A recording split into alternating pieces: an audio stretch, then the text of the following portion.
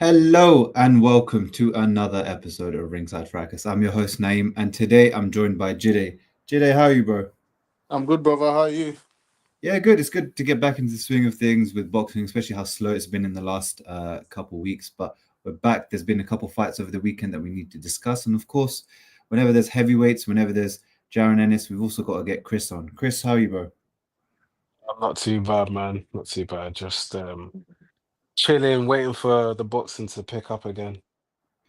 Yeah, I mean, like the football, whenever there's an international break, everything kind of slows down, and it feels like with boxing, we're kind of on an extended international break, as it's been quite top heavy, and kind of since Canelo Crawford, there's not been any big fights or even any recently domestically big fights that we've had to talk about until recently over the weekend, where we've had the Makhmudov and Jaron Ennis fights, which we're going to cover. So let's get straight into it. I mean, Dave Allen, riding the big win off of knocking out clean Johnny Fisher in the O2, then steps up to fight Arslanbek Makhmudov in Sheffield. And the whole idea is essentially, I think, to push Dave Allen's kind of domestic name that can sell tickets and get people behind him.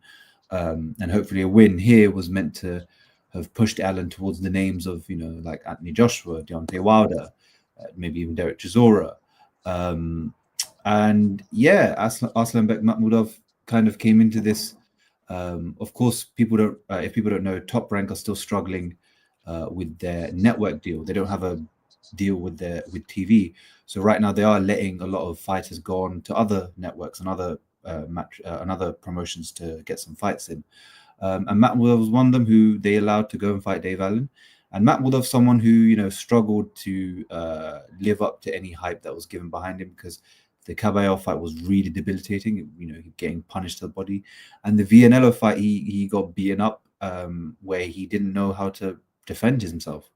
But this fight was a fight for him to kind of revive his career, and he kind of did that. It was a good fight, I think, between the two of them in terms of action.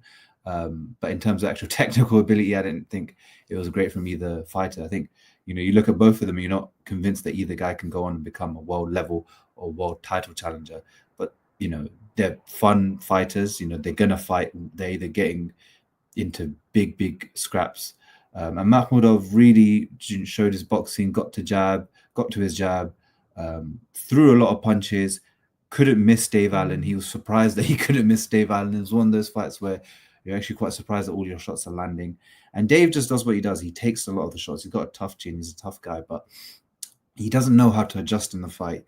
He can't really press the gas as much because his gas tank isn't great. I keep telling people it doesn't matter what pictures Eddie Hearn puts up on Twitter, making it seem like he's lost a lot of weight. Dave Allen is who he is.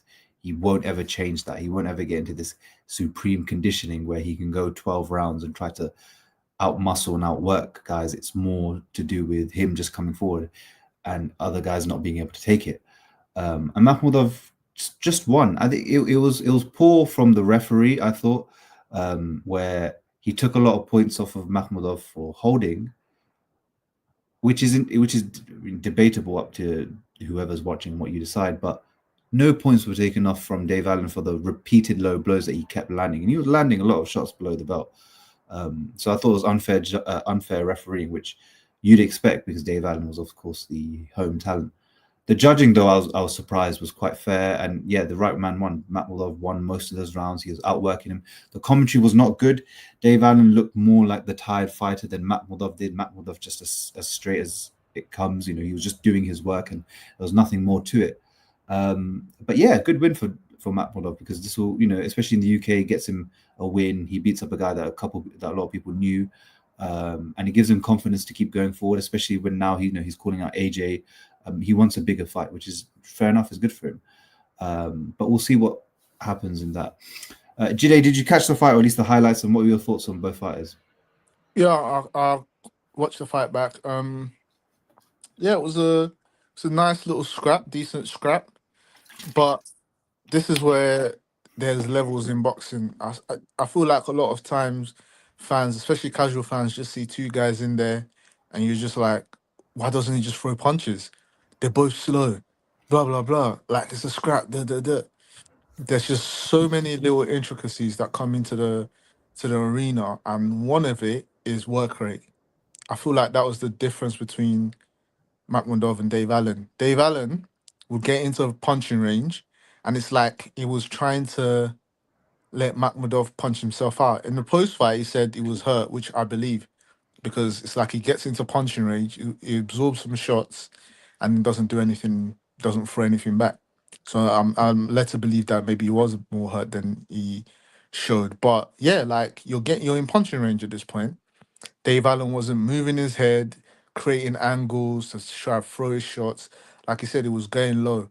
I feel like some of the reasons it was going low is because his positioning was just so crap. Like it was just there where if he was gonna throw a body shot, it was gonna come low anyways.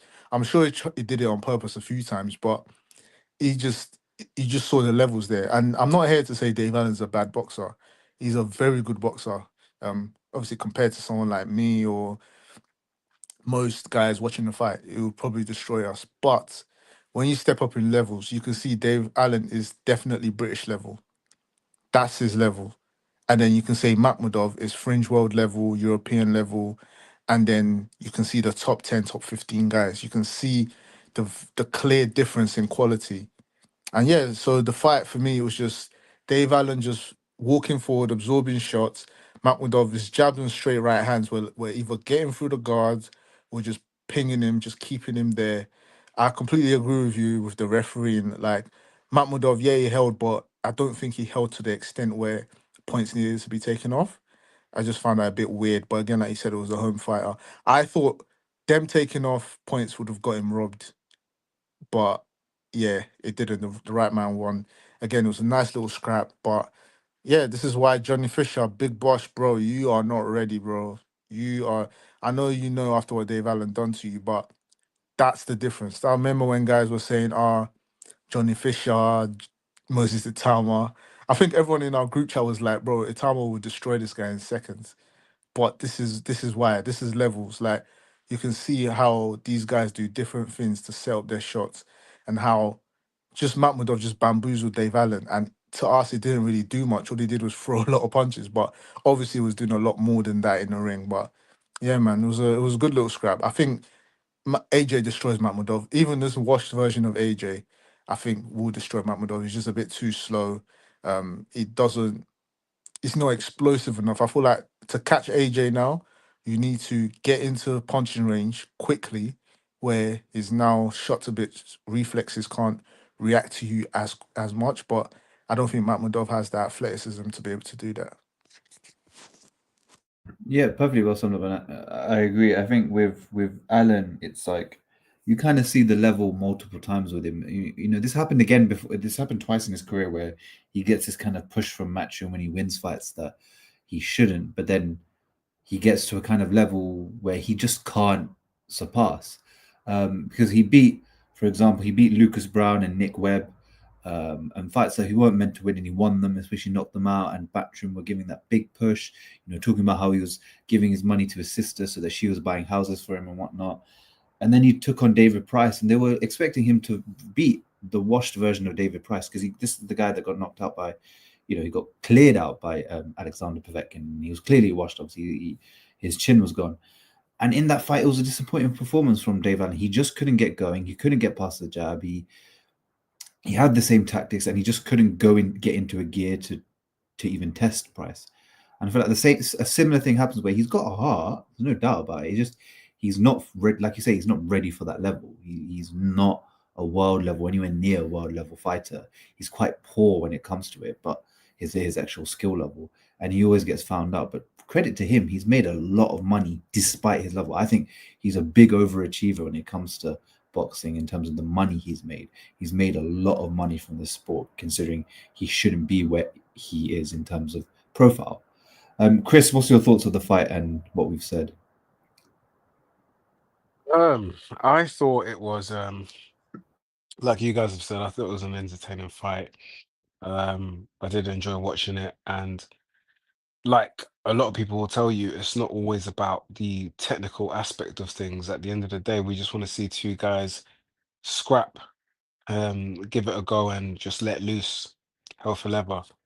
But yeah, man, I really like Dave Allen, right? I really like the person. I like the way he's promoted himself on social media as just a everyday British lad, doesn't do anything extreme, goes through the same problems as most other people do. But when it comes to the boxing, he's so limited, man. He's extremely limited. Um, he's definitely British level. You could argue he's just over that. Um, but my issue with him is you can't escape, and this is the issue I have with a lot of fighters who are ill-disciplined. You can't negate years of ill discipline with a single focused training camp. Like, you've not really been at the races for quite a significant chunk of your career. You've been inconsistent with your weight. You've quit boxing, you've returned to boxing, you've taken loads of damage, you've had highlights and lowlights. Um, you rarely see an occasion where a fighter who's had such an inconsistent career just, gets it all together for this one big fight and then wins. It just doesn't really happen, especially with a guy who is probably, probably is a better fighter than you. Um, it's the probably easiest way to say it. He's just a slightly better fighter than you are. Um, like you lot said, he didn't do enough when he got inside. I thought, you know, Dave Allen might not be the most technical of boxers, but he can slug it out. And if it gets messy, he's got a chance. But he just didn't do enough. He didn't do enough work when he was on the inside. Makhmudov was able to look like a very competent boxer in front of him. And I'm not the biggest fan of Makhmudov, but he fought the correct fight. Um, and yeah, it's activity again. It gets him every single time. He doesn't have the fitness for it. He doesn't have the output to make fights close. I find it really hard to see him winning a decision against any competent fighter just because he doesn't throw enough. He never throws enough. Um, for me, it looked like the game plan. I think they believed that they could knock him out. They'd seen what, Bianello and what's his face has done to him. Um, and they thought they could kind of Caballero. replicate Caballero. They thought they could kind of replicate that, but you're not at the level of those guys. Do you know what I mean? Those guys have a way higher output. Um, I wouldn't even say they hit harder. They might not. Do you know what I mean? They might not, but their output's better and they're smarter fighters. Um, and when it comes to the top level of boxing, that's what matters. It's the technical aspects, the small differences, the experience. And he's been in there with so many guys. He sparred so many guys. He's been in with some decent fighters, but he just fights the same way every single time. And it's a shame because I feel like if he was committed to the cause, if he was focused, if he was trained better, he'd be a more accomplished fighter. I think he's driven in spurts, and you can't be. You can't just be driven in spurts. You've got to really want it from the get-go. Boxing's an unforgiving sport. You got guys in the sport who are dedicated year round. You got your guys like AJ, you got your guys like Usyk, you got your guys like Daniel Dubois in shape all the time, ready to go at a moment's notice. You can't just step in and think, an 8 or 12 week camp is going to be enough to get the victory over a competent level fighter. Um, and yeah, as you said, for Makhmudov, the AJ fight. It makes sense. It's a good fight for AJ, and obviously it's a good fight for Makhmudov too. I think AJ probably knocks him out or stops him. I just don't think he's elusive enough. He's a bit too stationary, and for me, that's tailor made for an Anthony Joshua. So yeah, Yeah, perfectly was on it. I mean, the thing with the AJ fight is I couldn't care less. Like for AJ, I'd rather Mm. just see him next year just get thrown in to fight Fury twice. Just do Yeah. that rather than doing build-up fights. Just throw them both in with each other next year because they've been out for a year, so they both have the same disadvantage. Um, but yeah, if it's there, then fair enough. Obviously, I'll watch it. It's not like that. It's just I'd rather just see AJ fight Fury and maybe Wilder, and then that's it, and then just move on because that kind of Mm. era is done. That chapter's sort of closed with. There's no need to kind of build back. Let's be real. With AJ, I think that kind of chapter of trying to get another world title is kind of closed now. Mm. But yeah, we'll see. Obviously, the money talks, and obviously there've been talks about AJ going to Ghana to fight or whatever. But they'll sort out whatever it is that they're going to sort out for AJ. For Makhmudov, though, if he wants to carry on, hey, I think a good fight that could test him would be Jermaine Franklin Jr., who's coming off a win over Ivan Ditchko. So that'll be a decent fight to put on because Jermaine is crafty and he's smaller, so it'll be worth seeing whether or not Makhmudov can deal with someone who's got fast hands and is smaller. Mm. And for Dave Allen, just getting him pushed around the domestic scene, so like fighting the likes of Adelaide, the winner of Clark and TKV, Sol Mm. Dacre, stuff like that, will be good for him because he'll still make money. He could still Yeah. sell out your call with that type of event. Um, and 100%. and I think he'll probably loses to Adelaide, but he could definitely give Adelaide a lot of problems. Yeah. Yeah. So it'll be interesting to see what happens for both men. It wasn't the most highest level fight, of course, but it was fun. Speaking of, obviously, we spoke about Vianello. Vianello obviously beat Makhmudov. Vianello is someone that a lot of people aren't taking account of because even his losses to like a Jagba, for example, they were close losses. His losses to Torres, again, the decision losses, they were quite close. Yeah. Um, Yeah. they weren't easy. And he went and on the Boots Lima undercard, he went and battered Alexis Barriere, who's the heavyweight prospect from Canada. He beat him up in 5 rounds and knocked him out. It was a very good performance. That's a guy who I think, in my opinion, you got to watch out for in that top 15, top 20 category. He can definitely make some moves, especially with the way he fights, and he's got a solid chin as well.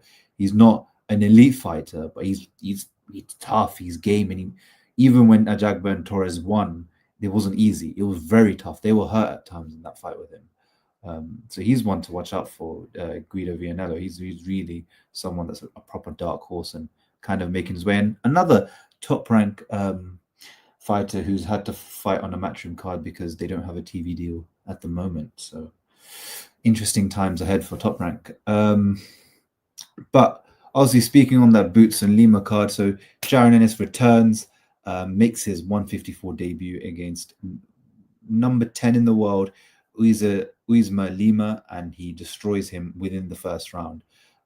Dominant, destructive, had him hurt with the right hook.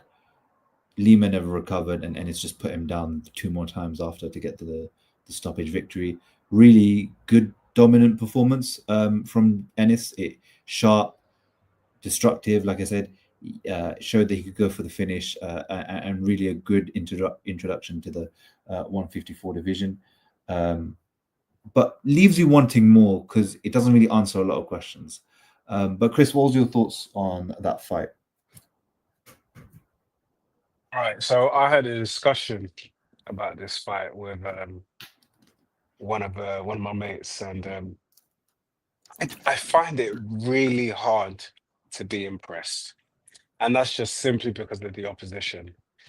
Now, I already know Boots Ennis is, he's a star. He's a great fighter, incredibly technical. He can do it all. But the Lima fight didn't really show me anything. Anyone could look good against a fighter who is clearly not that good. I've seen him get beaten up by McKenna. Um, and yeah, while it's impressive, I guess it just doesn't move me. And maybe it's good for the optics. Kind of reminds me of some of Ben Whittaker's wins.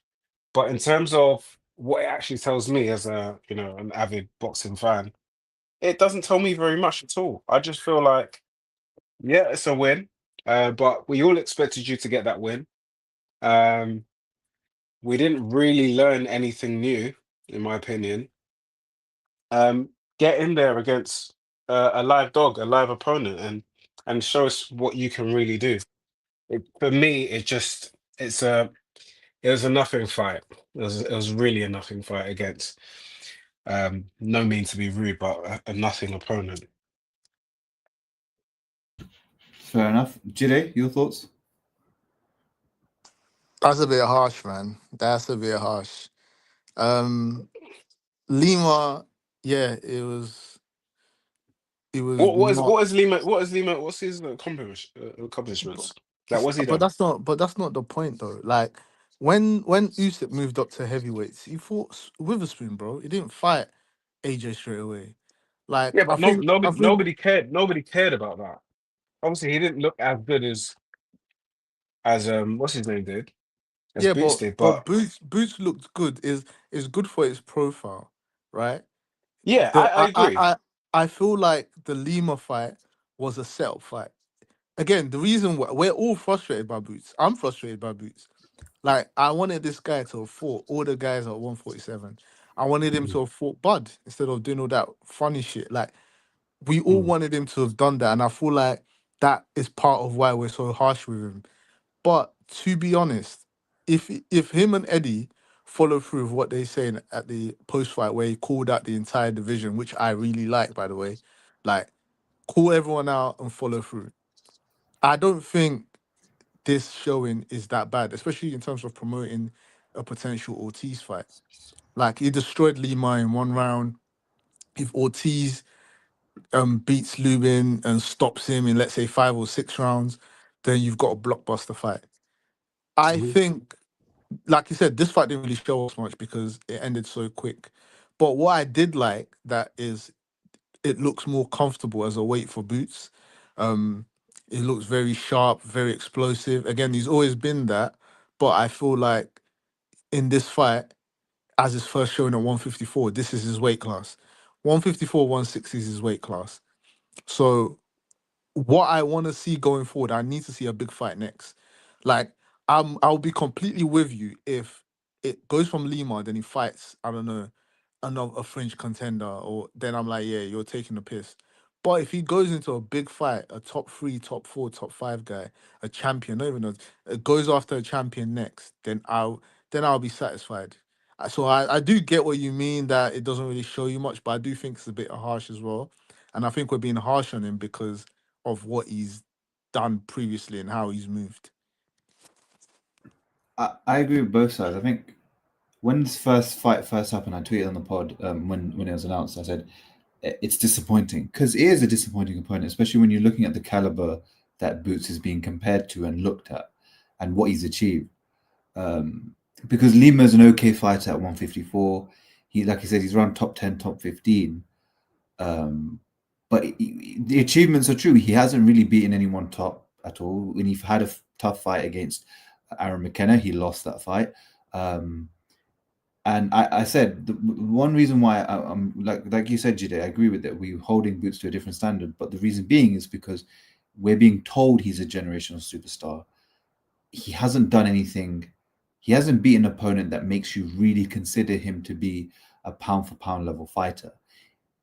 Even the Stanionis win, Stanionis at best is probably a B plus fighter, A minus if we're being generous. He's a good fighter and it's a good win. It really showed that Boots was the top welterweight of the time. But Boots is yet to get a win where you're like, oh, this was really a world class win. But doing what he did to Lima is impressive. To knock him out in one round is still impressive because Lima's not a bum. It's just I'm not getting carried away saying, oh, he's going to now destroy everyone at 154 based off of that performance because, like I said, Lima's not the top crop. He's not the standard at that level. He's not someone that's fought everyone and they made it tough for everyone else. He's an unknown product himself. He hasn't gone up to the world level stage himself there. Um, so I'm not getting carried away with it. It's good for Ennis to get some confidence, like Chris said, the optics and whatnot. But it's hard to say it's good for the optics for Boots when he doesn't do anything for his optics himself. Like Chris said, a guy like Dave Allen, limited fighter, but done so much work on social media to promote himself. And I said he overachieved and made a lot of money. Boots is the opposite. I think he's underachieving when it comes to his achievements and the money he's making. Boots doesn't do anything outside of the sport. Does anyone know anything that Boots does? Has he been in anything that, any YouTube videos or any channels or any interviews or anything that's even of relevance? Nah, the only thing I see from him is him hating on Bud, but apart from that, I don't really see much. But he just doesn't do anything outside of the sport. And he's one of those fighters who believes his skills will pay the bills. And it doesn't. Not in boxing. Your skills also matter in terms of how you promote yourself and how you come across. He doesn't do Yeah, anything. not anymore. Especially like we said, the last 10 years, the sport's been cooked. Like in America, anyways. These guys now have to promote themselves, and I agree. Like, again, I'm with you guys. I agree that Lima's not the most impressive opponent and all these things. I completely agree, and maybe that's why Eddie works for him in terms of a promoter, because Eddie would just chat shit and do all that talking. But I do think Boots is skilled, bro. Like we all can see it. We Oh, all he is. can He see is. it. He is. This guy's a very good fighter. I do not want my thing is I don't want to see another Javante Davis situation where this guy just looks good against a certain level of opponent and never steps up. And which is why I'm currently holding off on the smoke. I criticized him for the OT's duck. Fuck it, I'm gonna call it a duck. Yeah, you pull that, it's a duck. Criticized him for the OT's duck initially. Criticized him for the Bud duck. I criticized him for saying you want to fight Thurman at 154. He didn't want the fight. He wanted to fight Haney. All these weird shit. Like you can't get no fight over the line. I'm on him. But if the next fight is Virgil Ortiz, then yeah, I'm happy. I just want to see what he does next. That's my thing. I've never doubted his ability. He's sharp. He passes the eye test. It's the substance. You have to put substance behind your style, and he hasn't got a lot of substance. Stanionis is a really good win. Like I said, it is a good win. But outside of Stanionis, what's his next best win? Lipinets, Clayton. It's not really. It's not something you can really shout about, especially when you're trying to say that this is someone who could become a pound for pound level fighter and the next pound for pound king. I can definitely see this guy becoming a multi-weight champion at 154, 160, maybe 168 in the future, but there's no substance to it. I can't back that up. I can see his skills, but I can't back it up with anything. There's no data to back it up because he's not providing it. He's not fighting the guys. And let's be real, this is a guy we've been talking about this guy for over how long? 6 years, 7 years? We've been talking about Ennis for quite a while. He's 28. He's entering the peak years of his career. This is the time. You don't waste it on of the likes of Lima, on the likes of Karen Chikedzian, on the on Avanisians. You go after the top dogs, and the next fights have to be the top dogs. If he goes after Abbas Baral, fair enough, he's got a WBA title. But after that, you got to look at yourself and be like, do I just want to stat pad the titles that are easy to get, or do I actually want to put the names on my record so people actually recognize I'm the guy, I'm that guy? So Eddie Hearn can talk all this about Virgil Ortiz and whatnot. But one thing I got to give credit to Oscar De La Hoya, he's delivered, especially this last 12 months for Virgil Ortiz. Bohochuk, Madrimov, and Lubin back to back is a great 3-fight run. If Boots did that, everyone's going to be calling Boots the next, like a huge, like he's number one pound for pound. You know what I mean? That type of run is amazing from Virgil Ortiz. No one can deny that. But that's what we expect from Boots as well, to go on a run like that. He hasn't been on a run like that yet. So we've got to see that. I'm not here saying Boots will lose to Virgil.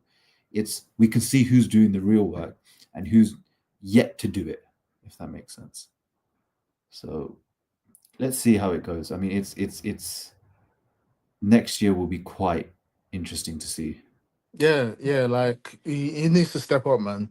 He needs to step up. There's just no two ways about it. All the best fighters of this era, they're all at the end of their tenure. Like Bud is gonna retire soon, Usyk's gonna retire soon. We need new blood. And that's what I feel like boxing's done such a bad job at. and it's not just the sport; it's the fighters themselves. We've not had a guy that were like, yeah, this is gonna be the next one. Like the ones that we've tried to crown as the next ones, either don't want to do it, like Tank. They don't want nothing to do with it, or they're not getting the fights, like a Shakur, or if they are getting the fights, even like let's fuck it. What's his name? Inoue. Although he's only 32, 33, at those weight classes, he's an old man. Who's like, you can argue, Nakatani, like, how many of these guys are really being pushed as they're in their mid 20s or early 20s, and we're like, yeah, these are the guys carrying the sport forward. We don't have many. We just have Moses really, and yeah, the sport to me, it's not in a great place right now. No, it isn't. And like these fights have to happen, but also you can't have Virgil Ortiz and Jaron Ennis happen in Riyadh. It just doesn't make sense. You've got Yeah, facts. two American ticket sellers. They can sell decent numbers of tickets. You can't have them fighting in Riyadh. They have to do it in America, or else you lose completely the reason why we do these type of fights. They have to happen in America. They have to happen in their country, so you build them even bigger.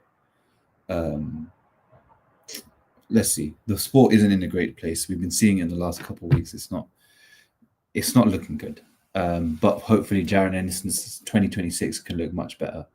And Ortiz, he's got a fight in November against Lubin. That will be very interesting to see because it's his third tough fight back to back.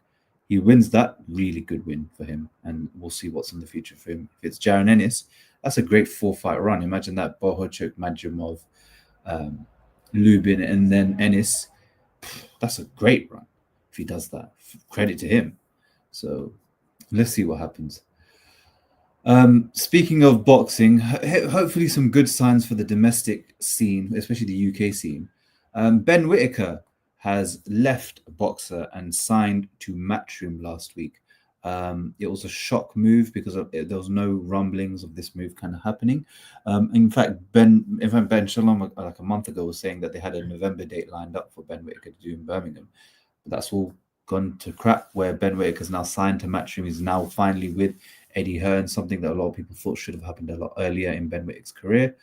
Jide, your thoughts on Ben Whittaker, Benzo signing over to Matchroom?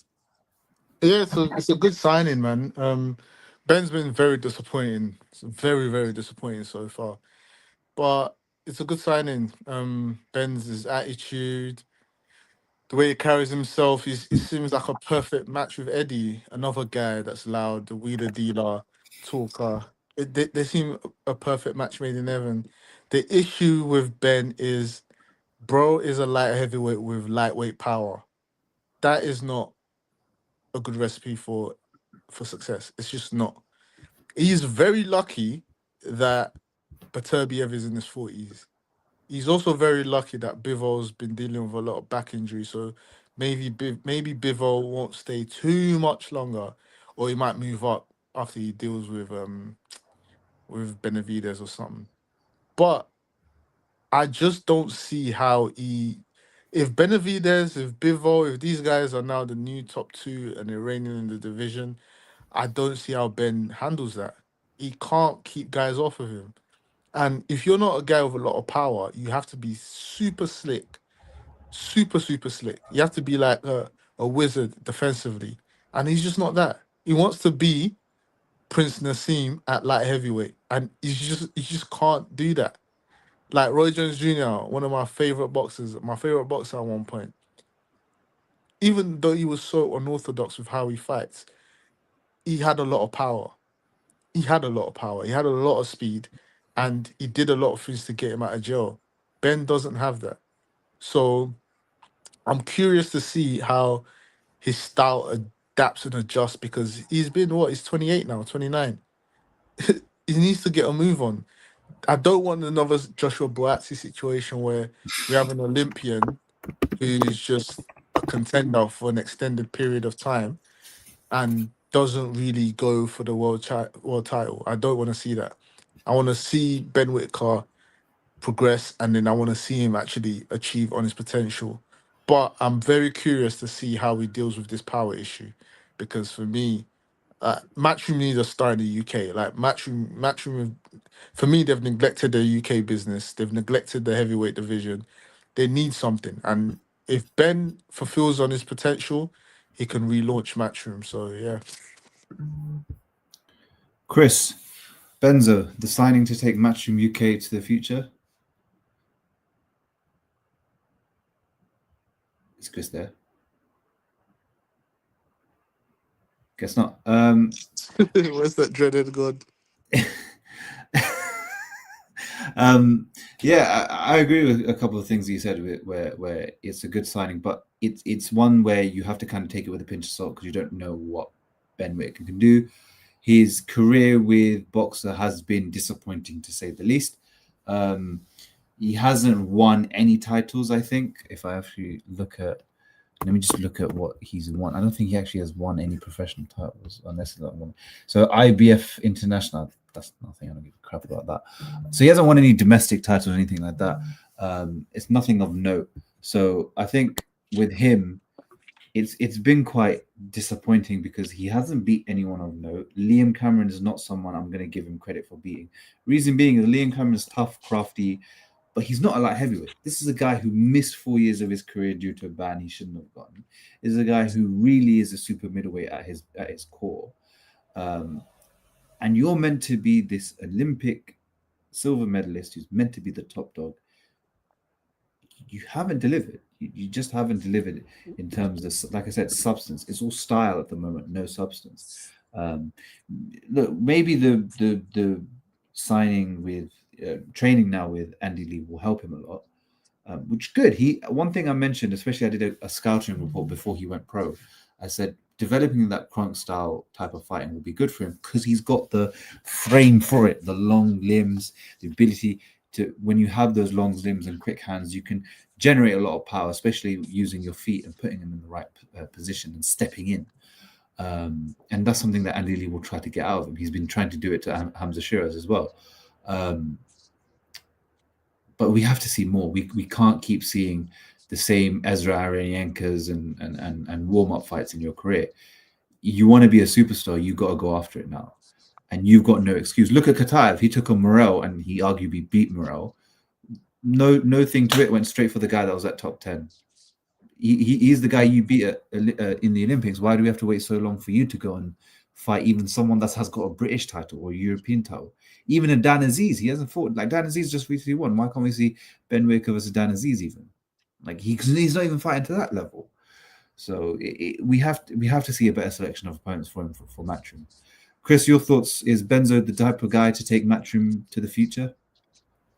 Well, to be honest, I don't think there is a guy to take Matchroom to the future the way things are looking, but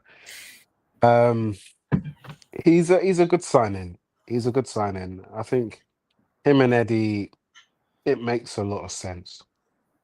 There's a lot of flash there. I'm sure between the both of them, they'll be able to make him even more marketable than he already is. And we already know he's someone who's gone viral. We've seen that his highlights and whatnot have got millions and millions of views. People know him, people recognize him. But from a boxing sense and how his career is going to progress, I'm just not as convinced it's going to go as smoothly. I don't think we're going to get fights we really want to see from him until they're absolutely necessary and the fans are really calling for it. I think in the meantime, people are going to be happy just to see him slipping shots and looking good and whatnot. And who knows, maybe with Andy Lee, he's improved a bunch and now he's been able to sit on his punches a bit more, he's got a bit more aggression, he's a bit more defensively, like he was great defensively against, lesser opponents, but what we saw against Liam Cameron in that first fight, regardless of where you think he was at that time, um, it wasn't great. We saw him get hit with a lot of shots, a lot of clean shots from a fighter who's not particularly quick, fast, strong, or you know, technically sound. And it just makes you fear what happens when he goes to the pinnacle of the division and starts fighting the real tough guys out there. But all in all, I feel from a promotional standpoint, it's a great move for him. It's a great move for Eddie.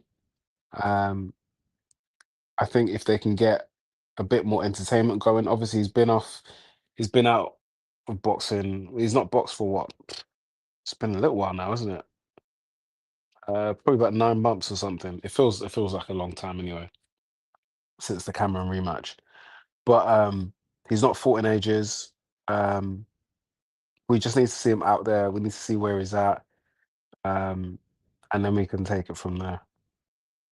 Yeah, he fought last in April, so it's been 6 months. And That's 6 months. Okay. And they're looking at November. That's basically 9 months. No, that's basically 7 to 8 months, basically, out of the ring, which isn't great, especially since you want to see momentum as well in someone's career. Shouldn't be spending that much time out when you haven't fought that much and you have fought at a high level. But let's see, interesting stuff, and we know Matchroom will try to do a lot for him, whether it's in America or here. But we need to see more in the British space. That's why it's been kind of dead recently. There's just not a lot going on in the British boxing space. Just because it's happening in Riyadh doesn't mean it's happening here. It's not really good for us at the moment. But yeah, let's see how the next couple months go for British boxing. There's lots to look forward to. There are loads of fights being announced, cards to look forward to. So we'll keep discussing them, and let us know what you think in the comments. And please like and subscribe. And if you're following us, well, if you're not, then make sure you're following us on Twitter at Ringside Fracas and on Instagram at Ringside Fracas. And look, keep joining us, keep giving us your thoughts, and we'll see you in the next one. Peace. Peace.